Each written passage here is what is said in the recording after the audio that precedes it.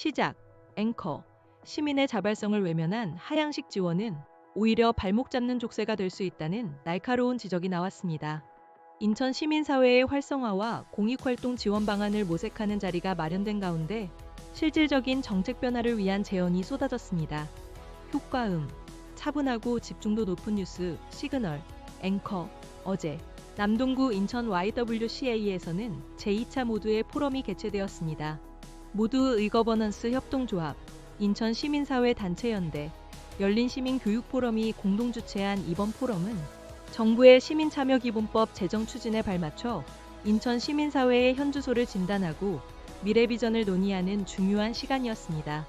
권창식 인천 시민사회 단체연대 정책위원장은 먼저 인천 시민사회 곳곳에 아직 남아있는 제도적 공백을 짚었습니다.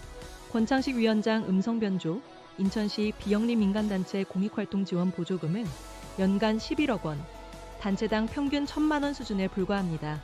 게다가 대부분 1년 단위 사업비에만 국한되어 인건비나 운영비 지원은 거의 이루어지지 않고 있습니다.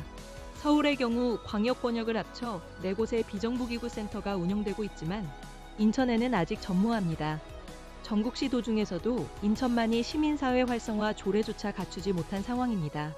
권 위원장은 조례 제정을 모든 논의의 출발점으로 강조하며 청년 공익활동가 대상 연 3천만 원 기본소득 보장, 인천 시민사회발전기금 출연 등 6가지 전략을 제시했습니다.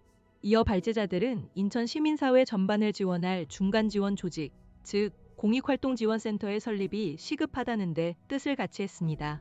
다만 정부로부터 재정적 자율성을 보장받을 수 있는 체계 구축이 선행되어야 한다고 입을 모았습니다.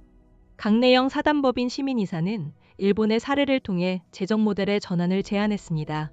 강내영 이사 음성변조. 일본은 1998년 비영리단체법 제정 이후 행정이 독점하던 공공서비스를 시민사회와 함께 담당하는 구조로 전환했습니다. 또한 주민세 1%를 시민이 직접 원하는 공익단체에 배분하는 제도를 도입해 시민에게 예산결정권을 부여했습니다. 정부가 보조금을 지급하거나 인프라를 지원할 때 지원은 하되 간섭하지 않는 팔길이 원칙이 전제되어야 합니다.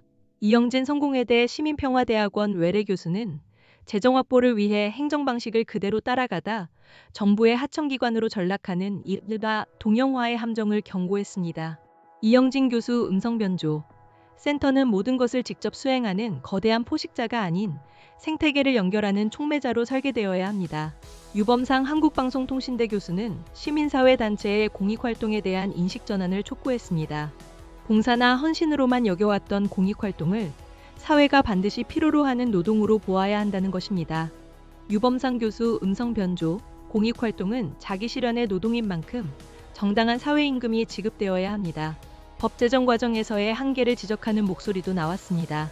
박영대 열린 시민교육포럼 공동대표는 정부, 시민사회, 기업이 함께 공공문제를 결정하는 구조인 거버넌스 관련 조항이 법안에 빠져 있다고 지적했습니다. 박영대 대표 음성변조. 거버넌스 관련 조항이 법에 명시되어야 시민 참여가 실질적으로 보장될 수 있습니다. 앵커. 오늘 제2차 모두의 포럼은 시민사회 활성화를 위한 다양한 논의와 함께 실효성 있는 제도 마련의 필요성을 재확인하는 자리였습니다. 인천 시민사회의 미래를 위한 이번 제언들이 어떻게 정책에 반영될지 주목됩니다. 끝.